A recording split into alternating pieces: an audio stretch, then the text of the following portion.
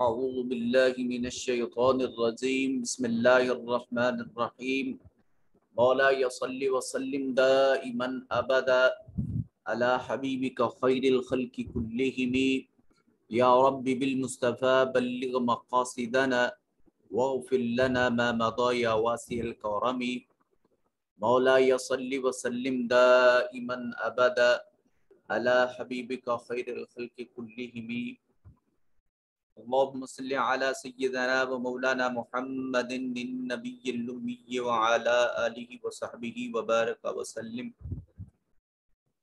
اللہ رب العزت کے فضل و کرم اور آقا علیہ الصلوۃ والتسلیم کی ڈالین پاک کے تصدق سے آن لائن عرفان القرآن کورس کی آج جس نشست میں ہم شامل ہیں، اس نشست میں انشاءاللہ اللہ رب ذوالجلال کے کرم سے آج سورہ البقرہ کے رکوع نمبر 5 کی تلاوت، اس کا ترجمہ اور اس سے متعلقہ قواعد و ضوابط سیکھنے کا شرف حاصل کریں گے۔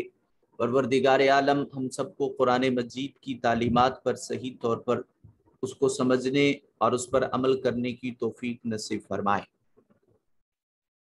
آج کے سبق کا حصۃ التجوید، اس میں ہم نے بڑی سادہ سی باتوں کو آج ہم نے سمجھنے کی کوشش کرنی ہے۔ اسماء حروف کا بیان، ہر حرف اپنی کچھ مخصوص پہچان رکھتا ہے اور اس کے لیے کچھ خاص اصطلاحات استعمال کی جاتی ہیں۔ ان اصطلاح حروف کی جانب بڑھیں گے۔ یہ حصۃ التجوید میں کہہ رہا ہوں، حصہ گرامر میں حروف کے نام اور ان کے استعمال اور طریقہ کار یہ مختلف ہیں، جبکہ حصۃ التجوید میں ان کے نام اور ان کی پہچان، یہ ان کے طریقہ کار بہت مختلف ہیں۔ تو سب سے پہلے دیکھیے حروف منقوطہ۔ عمومی طور پر حرف کی دو قسمیں ہوتی ہیں، یا تو حرف کے اوپر نقطہ لگا ہوا ہوگا یا پھر حرف کے اوپر نقطہ نہیں لگا ہوا ہوگا۔ جس حرف کے اوپر نقطہ ہو، نقطے والے حروف کو حروف منقوطہ کہتے ہیں، چاہے وہ حرف کے نیچے نقطہ لگا ہو، درمیان میں ہو یا اس کے اوپر لکھا ہوا ہو۔ ایسا حرف جس کا نقطہ موجود ہو، ان حروف کو منقوطہ حروف کہتے ہیں۔ حروف غیر منقوطہ کسے کہتے ہیں؟ بغیر نقطہ کے حروف کو حروف غیر منقوطہ کہتے ہیں، جیسے ہا، دال، را، واو۔ یہ ایسے حروف ہیں جن کے اوپر نیچے یا کہیں پر بھی نقطہ موجود نہیں ہے۔ حروف فوقانی، فوق کہتے ہیں اوپر کو، تحت کہتے ہیں نیچے کو، اور متوسط کہتے ہیں درمیان کو۔ جب آپ ان لفظوں کے معنی پر غور کریں گے تو اصطلاح آپ کو خود بخود آ جائے گی۔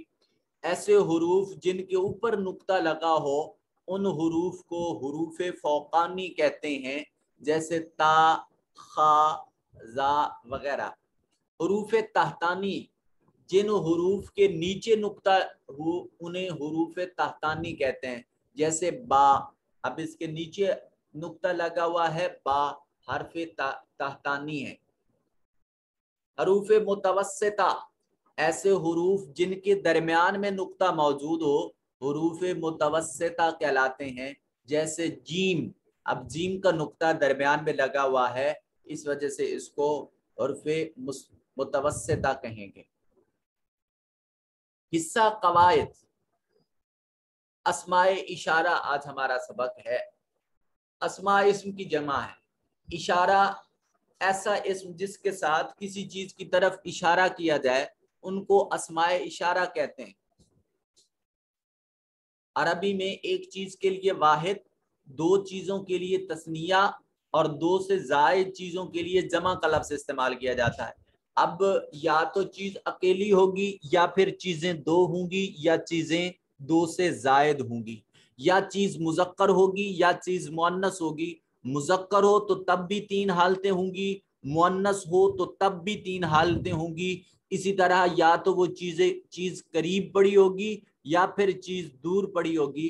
تو اس ساری وضاحت میں اسماء اشارہ کل جو پوری عربی لٹریچر میں استعمال ہوتے ہیں وہ صرف 12 الفاظ ہیں۔ وہ کتنے الفاظ ہیں؟ 12 अल्फाज हैं, 3 मुज़क्कर करीब के लिए, 3 मुज़क्कर बईद यानी दूर के लिए, 6 हो गए, 3 मुअन्नस करीब के लिए और 3 मुअन्नस बईद के लिए, तो ये 6 हो गए, 6 और 6 12। अस्माए इशारा करीब के लिए 6 और अस्माए इशारा बईद के लिए 6 हो गए। मुज़क्कर के लिए हाजा, हाजानी, हाउलाई। अब मुज़क्कर भी है करीब भी है तो हाजा का माना करेंगे ये, हाजाने ये दो, हाउलाए ये सब। मुअन्नस के लिए हाजे ही ये एक, हाताने ये दो, हाउलाए ये सब। अब अरबी में जो मर्जी हो जाए, ये 12 लफ्ज कहीं नहीं बदलते, ये अपनी ओरिजिनल शक्ल में आते हैं, इनका एराब नहीं बदलता, इनका तलफ़ुज़ नहीं बदलता, इनका माना नहीं बदलता। हाँ, कहीं करीब की जगह बईद और बईद की जगह करीब लगा दिया जाए तो उससे सिर्फ तफसीरी नुक्ता मुराद होगा, उस चीज की अजमत या उसमें खास किसी चीज की तरफ इशारा करने के लिए इस्तेमाल किया जाएगा, यानी किसी खास हिकमत के तहत इशारा मौजूद होगा। अदरवाइज ये हर करीब की चीज के लिए हाजा, हाजानी, हाउलाई, हाजे ही, हातानी, हाउलाई, ये बड़ा आसान है। इसको याद कैसे करेंगे? आप फिजिकली अपेयरेंस में देखिए, आप अपने सीधे हाथ की हथेली को सीधा कीजिए, इसमें जो पहली उंगली है शहादत के साथ वाली, उसमें देखिए इसका नाम रख लीजिए मुज़क्कर, और जो बड़ी उंगली है इसका नाम रख लीजिए मुअन्नस।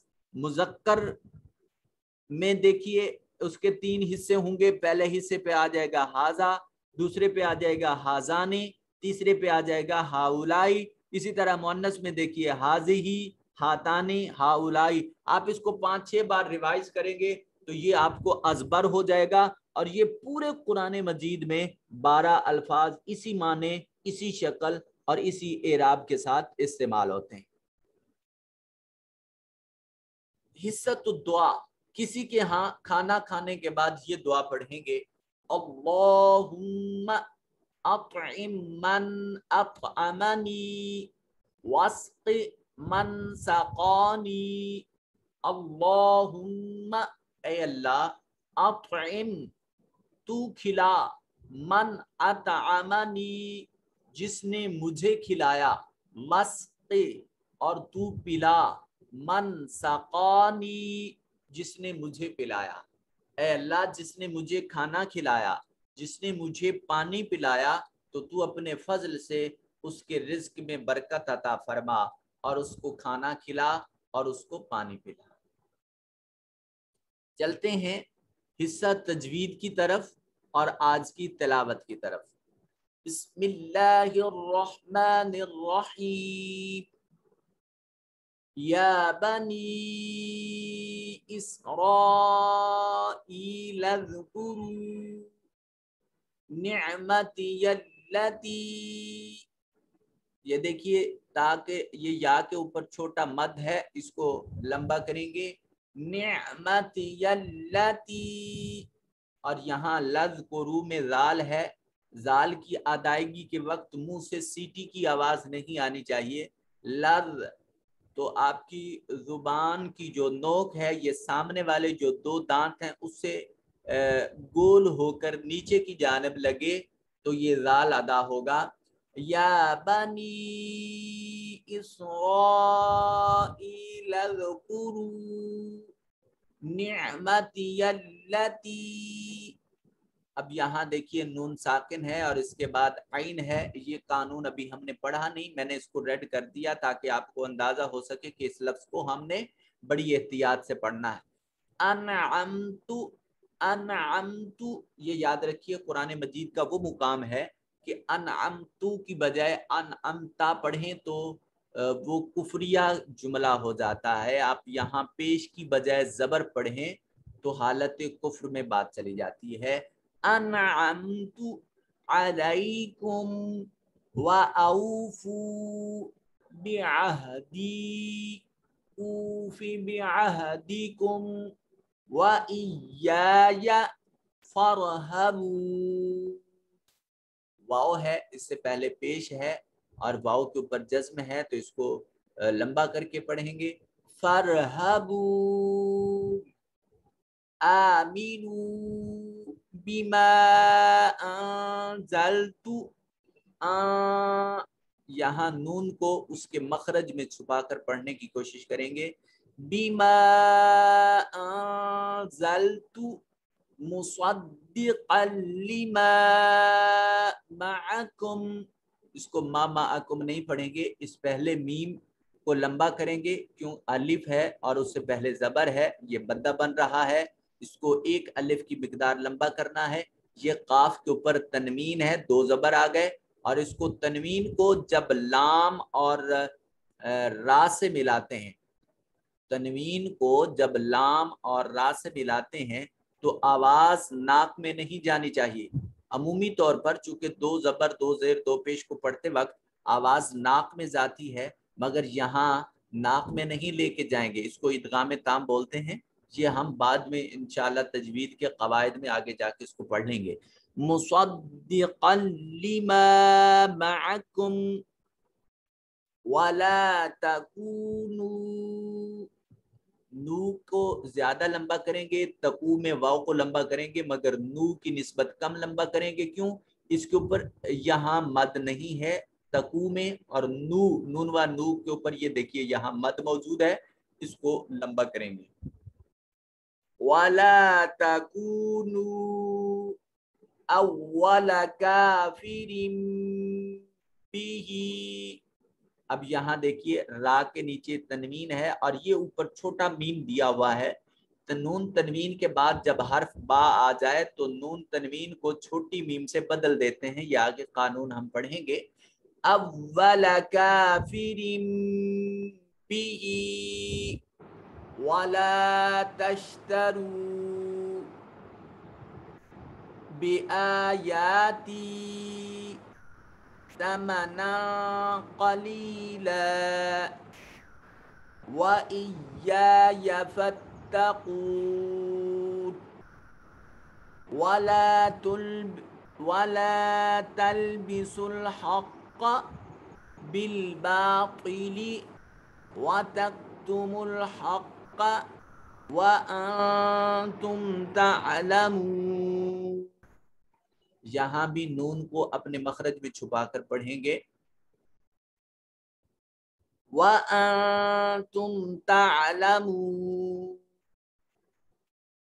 وَأَقِيمُوا الصَّلَاةَ وَأَقِيمُوا الصَّلَاةَ. لام کے اوپر کھڑا زبر ہے, اس کو لمبا کریں گے. وَأَقِيمُوا الصَّلَاةَ وَآتُوا الزَّكَاةَ. یہاں دیکھیے یہ واو لکھنے میں آ رہا ہے لیکن اس کو اوپر نیچے حرکت نہیں ہے تو اس کو چھوڑ دیں گے اور تا کو براہ راست زا سے ملائیں گے. یہ جو زا ہے را کے بعد جو زا آتی ہے اس کی ادائیگی کے وقت منہ سے سیٹی کی آواز آنی چاہیے. وَآتُوا الزَّكَاةَ وَارْكَعُوا مَعَ الرَّاكِعِينَ. أَتَأْمُرُونَ النَّاسَ. تا کے اوپر تا کے ساتھ جو یہ الف دیا ہوا ہے یہ دراصل اس کے اوپر یہ جو موجود ہے جذب, اس کی وجہ سے یہ الف نہیں رہا, یہ حمزہ میں بدل گیا. اور آپ پڑھ چکے ہیں کہ حمزہ کو جھٹکے سے پڑھتے ہیں اور یہاں نون مشدد ہے, غنہ واجب ہوگا, آواز کو ناک کے نتنوں میں لے جا کر گنگنائیں گے.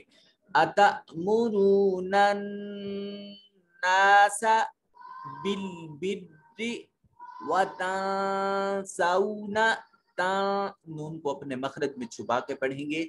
وَتَنْسَوْنَ أَنفُسَكُمْ وَأَنْتُمْ تَتْلُونَ الْكِتَابَ أَفَلَا تَعْقِلُونَ. وَاسْتَعِينُوا بِالصَّبْرِ وَالصَّلَاةِ وَإِنَّهَا. انہ میں نون مشدد ہے, آواز کو ناک میں کے نتنوں میں لے جائیں گے. وَإِنَّهَا لَكَبِيرَةٌ इल्ला अलल खाशिईन अल्लदीना, यहाँ ये देखिए आयत की निशानी है, ये आयत का नंबर है और यहाँ आयत के ऊपर लाम अलिफ ला की अलामत मौजूद है। इस पर यहाँ वक्फ भी कर सकते हैं और वस्ल भी कर सकते हैं, यानी यहाँ रुक भी सकते हैं और यहाँ साथ मिलाकर भी पढ़ा जा सकता है। साथ मिलाकर पढ़ने की सूरत में आप यूं तिलावत करेंगे, खाशिईन अल्लदीना यज़ुन्नूना अन्नहुम मुलाकू। अन्नहुम मुलाकू में देखें, ये पहले मीम को हम छोड़ देंगे, इस हा को दूसरे मीम के साथ मिलाएंगे और मीम मुशद्दद है, आवाज को नाक में ले जाएंगे। अन्नहुम मुलाकू रब्बिहिम व अन्नहुम इलैहि राजिऊन। यहाँ हमारा रकू इख्तिताम पजीर हुआ। आइए चलते हैं ग्रामर, लफ्जी और बामुहावरा तर्जमा की तरफ। या बनी, ए औलाद इसराइल, ये इसराइल का लफ्ज जो है ये हजरत याकूब अलैहिस्सलातु व तस्लीम के लिए इस्तेमाल किया जाता है। ए औलाद याकूब, उज़कुरू ज़ाकरा यज़कुरू, उज़कुर का मतलब होता है याद करना, उज़कुरू याद करो तुम, नेमती नेमत, और फिर इसके साथ छोटी या लगी हुई है।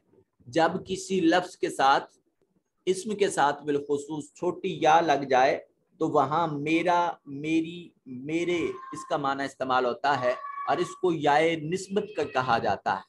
जैसे आप पाकिस्तान से पाकिस्तानी, अफगान से अफगानी, सऊदी अरेबिया से आप कहते हैं सऊदी, तो इसी तरह नेमती मेरी नेमत, अल्लती वो जो, अनअमतु अनअमा युनइमु इनाम से है, अनअमतु मैंने इनाम किया, अलैकुम अला का मतलब होता है पर, कुम तुम्हारे, जो मैंने तुम पर इनाम किया।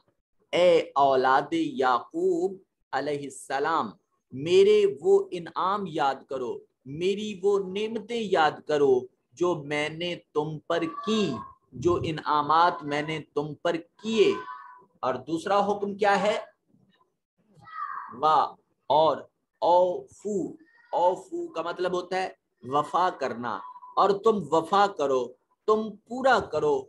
बा का मतलब होता है से या साथ, अहदी अहद, आप कहते हो आपने मेरे साथ अहद किया हुआ था।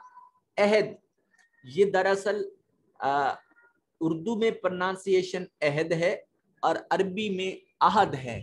जिस तरह हम उर्दू में रहमत पढ़ते हैं और अरबी में रहमत पढ़ते हैं, लफ्ज एक है मगर प्रोनाउंसिएशन दोनों की मुख्तलिफ है।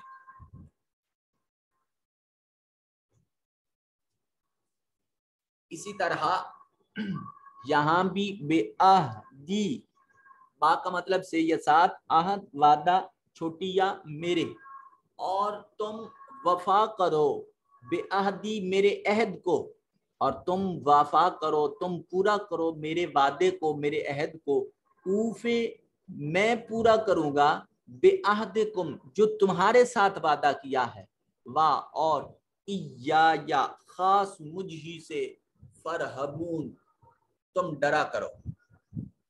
ए औलाद याकूब अलैहिस्सलाम, मेरे वो इनाम याद करो जो मैंने तुम पर किए, और तुम मेरे साथ किया हुआ वादा पूरा करो, मैं तुम्हारे साथ किया हुआ वादा पूरा करूंगा और मुझ ही से डरा करो। व आमिनू, अब इसकी एक पहचान आपसे शेयर की थी कि आमाना युमिनु में जब मीम के नीचे जेर हो तो फेल अमर होता है, आमिनू और ईमान लाओ तुम, हुक्म दिया जा रहा है, बिमा उस चीज पर, अनजल तो, अनजाला युनजिलो, इंजाल का मतलब होता है नाजिल करना, उतारना, अनजल तो मैंने उतारा, मुसद्दिकन सद्दका युसद्दिकु तस्दीक का लफ्ज आप इस्तेमाल करते हैं कि जी फलाने से मैंने तस्दीक करवानी है, मुसद्दिकन तस्दीक करने वाला, ये मीम अलामत इस्म फाइल की है, اور یہاں صدقہ یصدق کو تصدیق کا لفظ بن رہا ہے، مصدقن جو تصدیق کرنے والا ہے، لما معکم اس چیز کی جو مع ساتھ کم تمہارے. آپ کہتے ہیں بھائی یہ جو ٹیبلٹ ہے یہ پانی کے ہمراہ لینی ہے. ماں کا مطلب ہوتا ہے ہمراہ، ساتھ، کم تمہارے. ولا تکونوا اور تم نہ ہو جانا، اولا پہلے سے ہی، کافر چھپانے والے، بھی اس کے ساتھ. اور اس کتاب پر ایمان لاؤ، اس وحی پر ایمان لاؤ جو میں نے اپنے رسول صلی اللہ علیہ وآلہ وسلم، تاجدار کائنات صلی اللہ علیہ وسلم پر جو کتاب، جو وحی اتاری ہے. حالانکہ یہ اس کی اصلاً تصدیق کرتی ہے. یہ سے مراد قرآن مجید اصلاً تصدیق کرتی ہے، مطلب یہ قرآن مجید سابقہ کتب سماویہ کی تصدیق کرنے والا ہے. یہ اس بات کی طرف واضح اشارہ ہے کہ قرآن مجید میں سابقہ تمام کتب کا تذکرہ اس میں موجود ہے، اور یہ ان کی تصدیق کرتا ہے کس انداز میں کہ وہ منزل من اللہ ہیں، کہ وہ سابقہ کتب سماویہ اللہ کی جانب سے نزول کرتا تھی، اللہ نے ان کو اتارا تھا. ہاں وہاں اس زمانے کے لوگوں نے اس میں تحرف اور تبدل کر دیا، اس میں اپنی مرضی کے مطابق تبدیلی کر دی، اور ان کتابوں کو بدل کر پھر وہ کہتے تھے کہ یہ تو اللہ کی جانب سے لکھا ہوا ہے، اور لوگ اس پر بلیو کرنے لگ جاتے تھے. مگر شریعت محمدی کو اس تناظر میں دیکھیں تو یہاں وہی رسالت مآب صلی اللہ علیہ وآلہ وسلم کا تحفظ وہ خود اللہ کریم نے اپنے ذمہ کرم پر لیا ہوا ہے. وَإِنَّا نَحْنُ نَزَّلْنَا الذِّكْرَ وَإِنَّا لَهُ لَحَافِظُونَ، بے شک ہم نے اس ذکر کو یعنی قرآن مجید کو خود ہی نازل کیا ہے، اور ہم خود ہی اس کے نگہبان ہیں. تو قرآن مجید وہ عظیم کتاب ہے جس کا تحفظ اور جس کی حفاظت کی ذمہ داری وہ پروردگار عالم کی ذات اقدس پر ہے، جبکہ کتب سماویہ ما قابلہ جو حضور سے پہلے آسمان سے کتابیں نازل ہوئی تھیں وہ تحرف اور تبدل کا شکار ہو گئیں، جس کی وجہ سے وہ قابل عمل نہ رہیں اور شریعت ان کی بدل گئی. پھر نئے نبی کو اللہ کریم دنیا میں مبعوث فرماتے، اور وہ نئی شریعت اور جو نیا انقلاب ہوتا تھا وہ اس کے ساتھ دنیا میں نزول فرمایا کرتے. وَلَا تَشْتَرُوا اور تم نہ، اشترا یشتری کا مطلب ہوتا ہے فروخت کرنا، اور تم نہ بیچو بے آیاتی میری آیتوں کو، سمنن، سمن کہتے ہیں دولت کو، قلیلاً تھوڑی دولت کے بدلے میں تم میری آیتوں کو نہ بیچو. وَإِيَّايَ فَاتَّقُونَ اور خاص تم مجھ ہی سے ڈرو. یہ ابھی جو میں نے آپ سے عرض کیا ہے کہ وہ سابقہ کتب سماویہ کو لوگ اپنی مرضی سے بدل دیتے تھے، یہ دراصل اسی طرف اشارہ کیا جا رہا ہے کہ ان لوگوں کے زوال کا سبب، جتنے زوال کے اسباب تھے ان میں سے ایک سبب یہ بھی تھا کہ وہ اپنی مرضی کے مطابق وہ جو کتاب ہدایت اللہ کی طرف سے موجود ہوتی تھی اس کے احکام کو بدل دیتے تھے، اور آنے والا جو سائل ہوتا تھا اس کی مرضی کے مطابق فتویٰ لے کر دیتے تھے، اور اس سے پھر اس نام پر وہ پیسے وصول کرتے تھے. اللہ نے اس سارے پروسیس کو یہ ارشاد فرمایا کہ تم اس طرح تحرف و تبدل کے بعد جو مسائل کا استنباط کرتے ہو، استدلال کرتے ہو، اور لوگوں کو ہدایت کے وہ طریقہ کار لکھ کر دیتے ہو جو وحی الہی سے مطابقت نہیں رکھتے، تو یہ سارا عمل گویا اس طرح ہے جس طرح تم میری آیتوں کی خرید و فروخت کر رہے، تجارت کر رہے، اور تھوڑے سمن دنیاوی ساز و سامان کے بدلے میں تم میری آیتوں کو بیچ رہے ہو. وَإِيَّايَ فَاتَّقُونَ اور تم مجھ ہی سے ڈرتے رہو. اس معاملے میں تمہیں مجھ سے تقوی اختیار کرنے کی ضرورت ہے. وَلَا تَلْبِسُوا الْحَقَّ اور لا کا مطلب ہوتا ہے نہ یا نہیں، تلبسو لباسا یلبسو کا مطلب ہوتا ہے ملا دینا، امیزش کر دینا حق کو، اور تم نہ ملاؤ حق کو بالباطل باطل کے ساتھ، وَتَكْتُمُ الْحَقَّ اور تم نہ چھپاؤ کاتما یکتم کا مطلب ہوتا ہے چھپانا، الحق حق کو، وَأَنْتُمْ تَعْلَمُونَ وَأَنْتُمْ اور تم تعلمون عالمہ یعلم علم سے ہے اور تم جانتے ہو، اور حق کی آمیزش باطل کے ساتھ نہ کرو اور نہ ہی حق کو جان بوجھ کر چھپاؤ۔ جب حق بات کا علم ہو تو پھر اس وقت اس کو چھپانا نہیں، اس کو ظاہر کرنا ہے۔ یہ دراصل یہاں بارگاہ رسالت مآب صلی اللہ علیہ وآلہ وسلم کی شان کا ایک پہلو ہے، قرآن مجید کی حقانیت کا ایک پہلو ہے کہ سابقہ کتب سماویہ میں یہ بات تحریر تھی کہ ایک نبی آخر الزمان حضرت محمد مصطفیٰ صلی اللہ علیہ وسلم تشریف لائیں گے، اور ان کی کتاب جو ہے سابقہ کتب کی تصدیق کرنے والی ہوگی، اور وہ ایسی عظیم ہستی ہوں گی جو رسالت اور نبوت کا دروازہ بند کر دیں گے، اور وہاں ان کے دست اقدس پر اللہ رب ذوالجلال اپنے دین کو تکمیل تک پہنچا دیں گے۔ اب یہ بات یہودی اور عیسائی اور دیگر جو صاحب کتب لوگ تھے وہ یہ بات جانتے تھے۔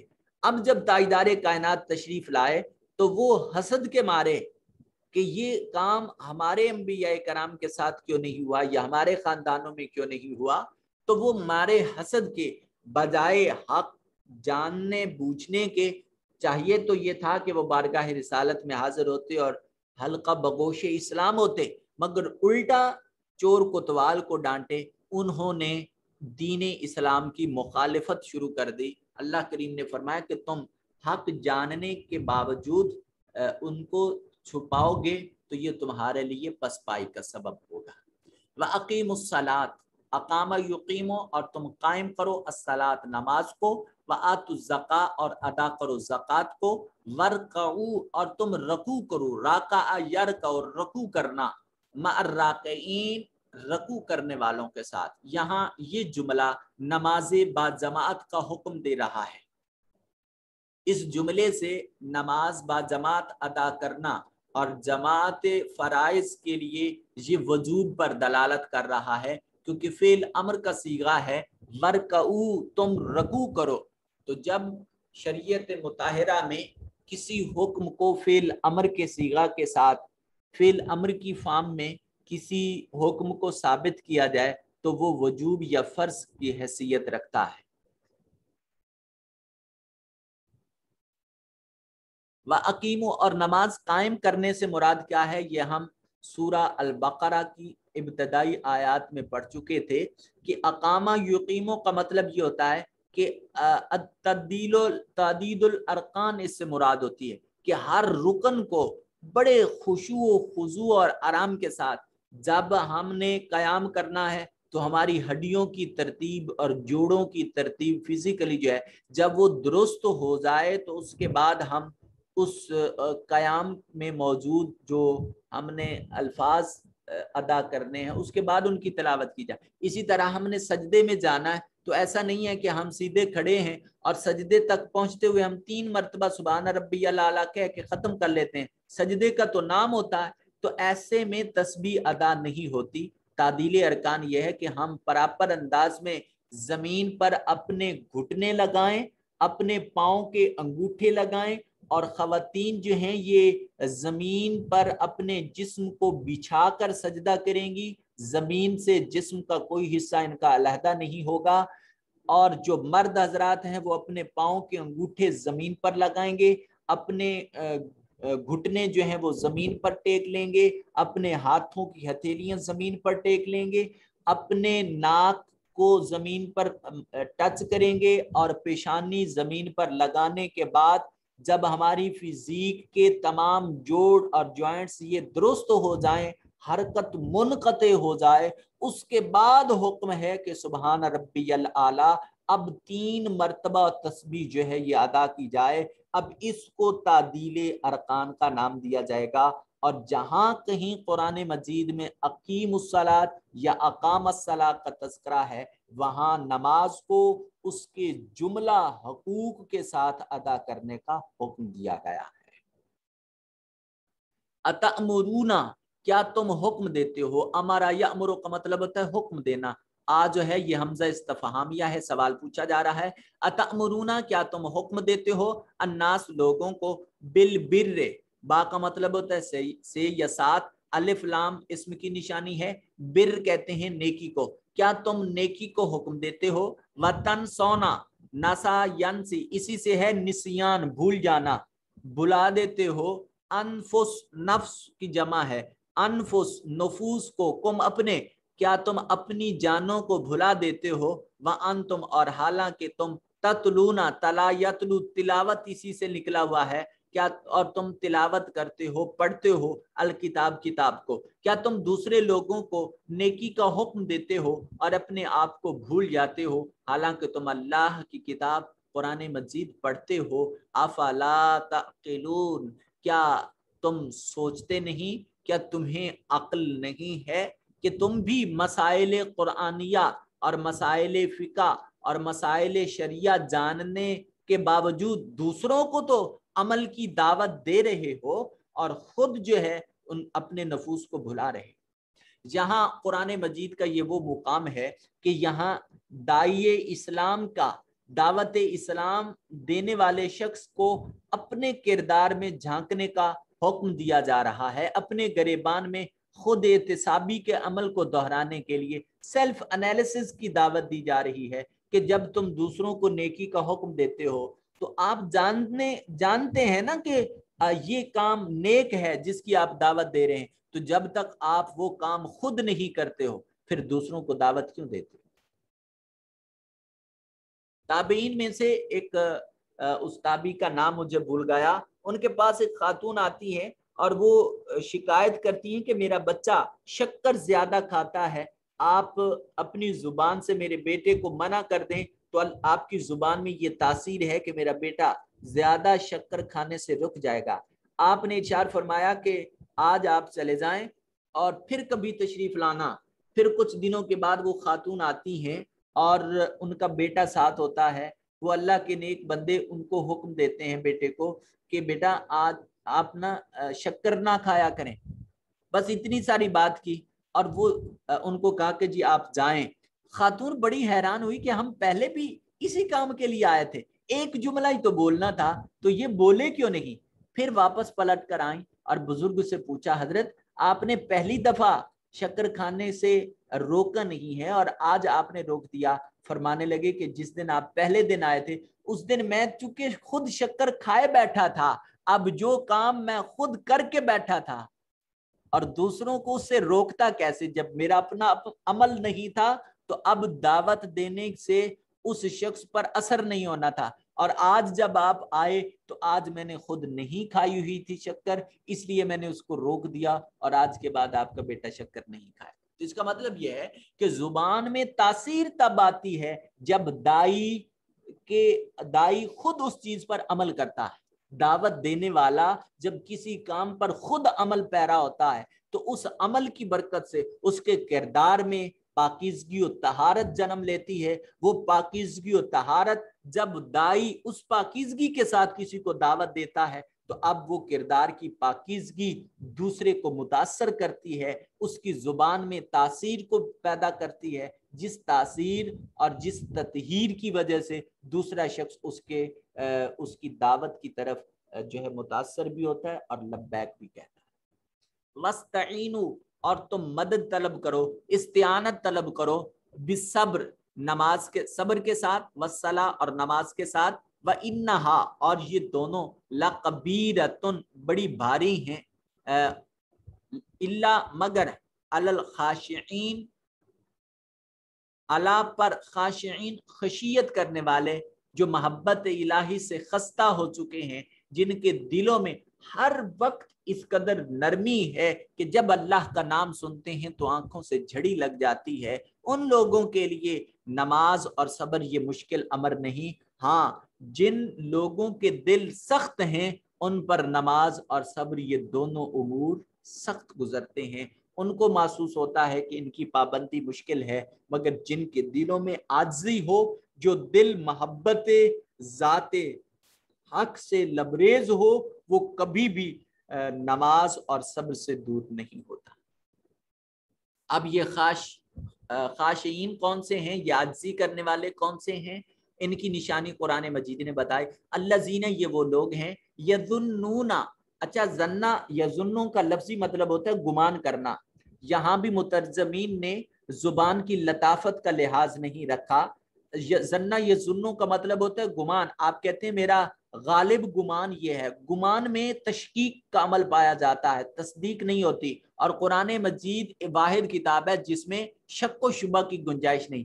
الذین یظنون، اب ظنہ یظنون کا لفظ جب کسی خاص ہستی کے لیے آئے تو وہاں ہم تشکیک یا ظن کا معنی نہیں کریں گے، وہاں تصدیق کا معنی کریں گے، یقین کا معنی کریں گے، یہاں تشکک کی بجائے تیقن کا معنی ہوگا۔ اب خشیت الہی کی بات ہو رہی تھی تو یہ وہ لوگ ہیں جن کے دل اللہ کی محبت میں شکستہ ہو چکے ہیں، جن کا اٹھنا بیٹھنا چلنا پھرنا اللہ کی محبت میں ہے، تو ایسے لوگ شک نہیں کرتے بلکہ ایسے لوگ یقین رکھتے ہیں کس بات کا، انہم، بے شک وہ، ملاقو، وہ ملاقات کرنے والے ہیں، ربہم، اپنے پروردگار کے ساتھ، وانہم، اور بے شک وہی، الیہ راجعون، وہ اللہ رب ذوالجلال کے حضور پلٹ کر آنے والے ہیں۔ یہ خشیت کرنے والے کون سے لوگ ہیں، اس کے لیے میں ایک بات آپ سے شیئر کر دیتا ہوں جلدی سے۔ حضرت یزید الرقاشی رضی اللہ تعالی عنہ، ائمہ حدیث میں سے ان کا بڑا نام ہے، اللہ کی محبت میں اس قدر شکستہ دل تھے کہ جب اللہ کا نام سنتے تھے، جب بھی ان کے سامنے اس میں جلالت ذکر کیا جاتا تھا تو یہ لوگ، ان کی آنکھوں سے آنسو جاری ہو جاتے تھے۔ اور کسی دن ان کے ایک شاگرد نے ان سے پوچھا، حضرت آپ اللہ کا اسم گرامی سن کر اس قدر روتے کیوں ہیں؟ تو آپ تعظیم محبت الہی میں کھڑے ہوئے، ثم یقولو، پھر بولنے لگے کہ میں روتا کیا ہوں، ویبقی، بول نہیں سکے، رو پڑے، یہاں تک کہ غشی طاری ہو گئی، بے ہوش ہو کر گر گئے، پھر ہوش آیا، ثم، پھر یہ قامہ، کھڑے ہوئے، ثم یقول، پھر بولنے لگے، ویبقی، پھر رو پڑے، پھر روتے ہوئے غشی طاری ہو گئی، حتیٰ کہ نہیں بتا سکے، اور 3 مرتبہ اسی طرح غشی طاری ہوتی رہی کہ میں اللہ کا نام سن کر اس سے اس قدر محبت کرتا